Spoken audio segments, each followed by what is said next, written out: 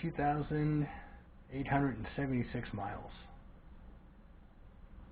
A 2004 Honda VTX 1300 Retro, and what we're going to be doing is changing out the final drive gear oil, and that's going to comprise of, this is the drain plug here, and this here is the refill, and these are some little chrome covers I have in here that I'm going to go ahead and take off. It's just a quick thing to do, but it's nice to keep this changed out. The last time I did it was at 12,000 miles, so it is time for a replacement, and I'm going to be using some better fluid. I used Lucas gear oil before, but this is Lucas synthetic this time. This is the same thing I use in my FJ. They say to use straight 80. I'm pretty happy with 75 to 90. This one's open, not sure if that'll fill it up or not, so I have a nice fresh one here I can top it off with, and we'll get into that. So first, let's go ahead and get those covers off. It's going to be right here, and these are just some covers I found on the internet before. They just kind of dress it up a bit. And then there's another one down here. This is just a Craftsman screwdriver. I heated this up, turned it into a 90. I use it for prying. So let's see how that works. Okay, it worked out fine. Right now I've got my bike up on a block. It's actually some rubber here, and I use it just so it doesn't lean over as far, and it gives me a little bit more walk-by room. And of course I'm going to be removing the block to go ahead and remove the fluid. However, I am going to cheat a little bit and put it back on the block when I go to refill it, so I can just get just a smidge more fluid into the differential, and we'll go ahead and cover that. So right now we need to take this off. The one thing I like to recommend, I have a 2003 to 2007 Honda service manual for the VTX 1300 SR&C. Mine's a retro, but it's actually an S because the S stands for spokes. They do make one that has the same fenders. They call it the R, but it has solid rims, so that's just the difference. But basically it's for all of these here. And this is just page 315, and it goes into here. So guys, if you don't have this, and you don't want to go out and buy this, let me go ahead and just take a slow video, kind of a flyover, so you can have a look. Then you can pause the video and get any types of torque values along with what's, because it's only one page. There we go, so I hope that helps. And again, we'll be using this. So let's go ahead and get those off. Okay, some tools you're going to need: socket, 17mm socket on there, so I should say a ratchet extension 17mm socket, and you're going to want to use a torque wrench if you want to stay within specs. Some guys just kind of hand tighten it, which is fine. I just like to kind of go by the book. One of them up here is the filler cap. You tighten that up to 9 foot-pounds. If you only have an inch-pound, then you multiply 9 times 12, right? Since it's 12 to a foot, so that's what you basically do. Otherwise, you can just use a foot-pound here. So it's 9 for that, and then down here for the main bolt, for the drain plug and stuff, that's 15 foot-pounds. So that's always good to have. I would really highly suggest that.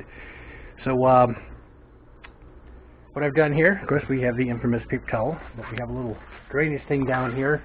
I keep stuff like this. A friend of mine that's with the hospital said they had a whole stack of these and said, "Hey, do you want one?" I said, "Sure." And that way I can go ahead and use it, and then get rid of the fluid, and then take this thing, clean it out, and then just throw it in the recycle. So that's how I'm going to, because it doesn't hold that much fluid in there. So let's go ahead and get these off. Alright, like everything, so this is the drain here, this is the refill. Even when working on your car, it's always better to take the refill one off first. That way if you run into a problem, you haven't drained all the fluid out, only to have a problem with the refill plug. So take that off first, and then remove the drain plug in the bottom, and then just let it drain for a while. This stuff is pretty thick, so don't be in a rush, just let it sit for a bit. Okay, since it's gear oil, aside from stinking to high heaven, it's actually in pretty good shape. It's not that dirty at all. However, this is just such an easy thing to go ahead and change. I like to keep up with this thing about every 15-ish thousand miles, and keep it fresh, since this does do a lot of work back then when you're constantly riding. Looks like the O-ring is okay. However, I do have some spare O-rings, so I might actually replace this with a fresh one. This one is kind of flat, They should be more of a profile, the black O-ring there. So I'm going to go ahead and probably replace that. So before I take a look at that, let me go ahead and get that little drain plug down there removed, and this thing can be sitting there draining while I go ahead and take a look at the O-rings. Okay, so that looks a bit dirtier. Now you basically can't see through it as it's dripping down into that little container. So again, changing this out, it's just so easy, guys. It really is, just to keep up with it and stuff. And it'll just keep everything running smoother. And using the Lucas brand, you can use whatever you want. I like Lucas because it has a climbing agent to it. It allows it to stick a bit better, and it really quiets the rear end down here, especially when you're accelerating and decelerating. That little bit of backlash that's built into the gears, it quiets that right down. So again, we'll just let this go ahead and drain while I start taking a look at the plugs, the seals, and if I want to replace the O-rings. So before you go ahead and take this out, because usually they're stuck, and you're going to have to use something like a pick or a scribe ball to go ahead and get underneath this.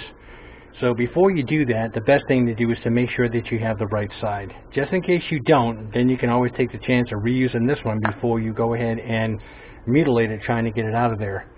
So let's see if I have one. Looks like it could be this one. Let's have a look. That's just a smidge too big. I'd rather have it just a hair too small, and then be able to stretch it over. And let's see here. This one could be.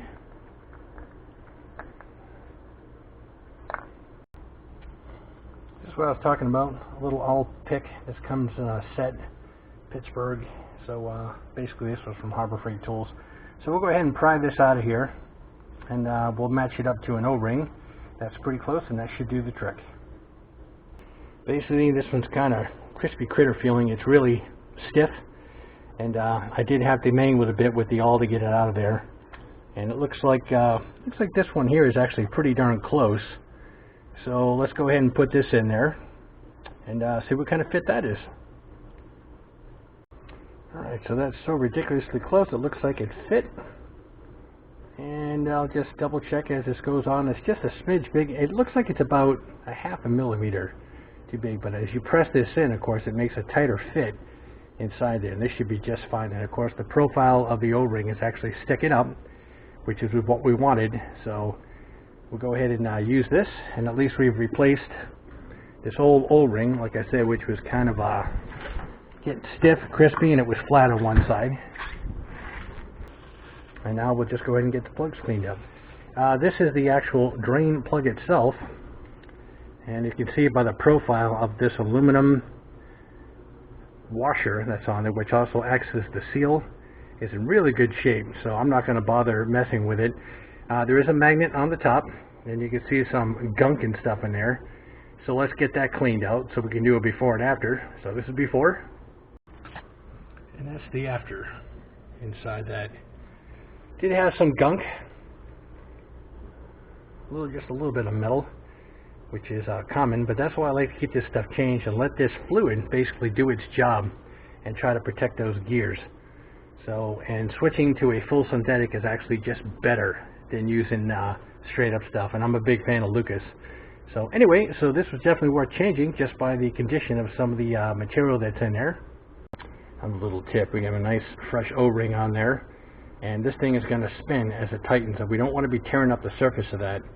So I'm going to put a little bit on my finger of some of the new fluid. Some of the guys use the old stuff, that's fine. If you put new stuff in, I just like to use the new fluid, and I'll go ahead and re-lube this O-ring so that when we tighten it up and it starts to turn as it tightens, there won't be any damage to the actual O-ring itself. Again, it doesn't take a whole lot of fluid. You can see that's all that came out of there. And I'll go ahead and clean that up, the surface, and I'll put the drain plug back in, torque that down to the value that's in the book, and then we'll work on, like I say, I'm going to take the bike, put it back up on that block, which is about 2 inches. That'll raise this up so I can get just a smidge more fluid in there. Some of you guys might not like that.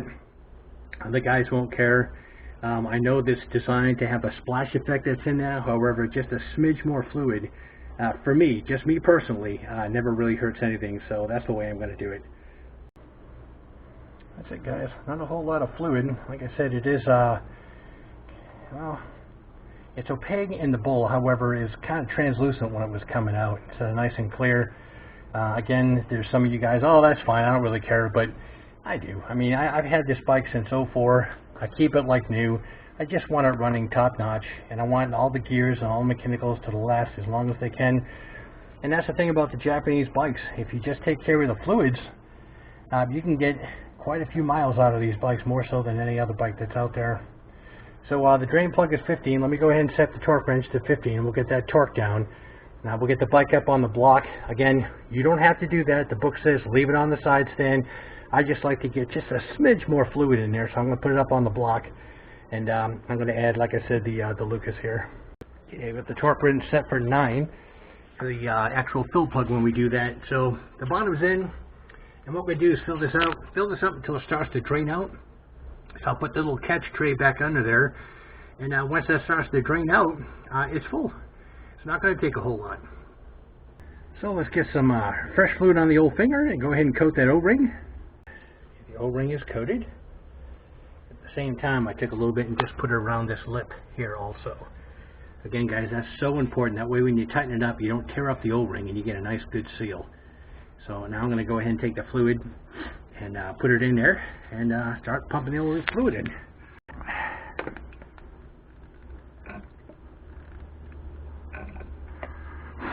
So I may end up,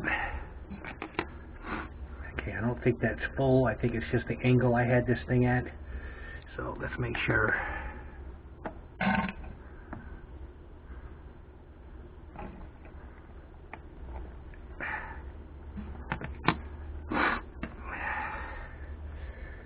going to let that basically just sit there and trickle down a bit, and then I'll try, just in case there's a little puddle in here pooling up and that's what's coming out. So I'll just let that sit there a bit and then see if I can get some more fluid in. Okay, definitely overfilled it a bit. Like I said, just let it kind of drain out a bit. And when you come down to a slow trickle, you can go ahead and put the cover on. And you can see where that's going in, it's creating a nice clear spot. So it was definitely time to get some fresh fluid in here. And that's it. Let me go ahead and get the cover on. Okay, so that's it. I just need to torque that down. And taking a look at it, the O-ring, there's no pieces of it sticking out, so it looks like it's sealing well. And then, of course, once it's torqued down, I'll spray some degreaser in there.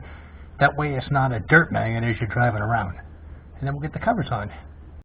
Alright, that's all torqued down. Now we'll go ahead and degrease it, make sure it's all cleaned up, get the covers on. Of course, this little guy up here, that's the vent that allows the expansion of the gases inside there and contraction when it gets cold. Guys, that's it.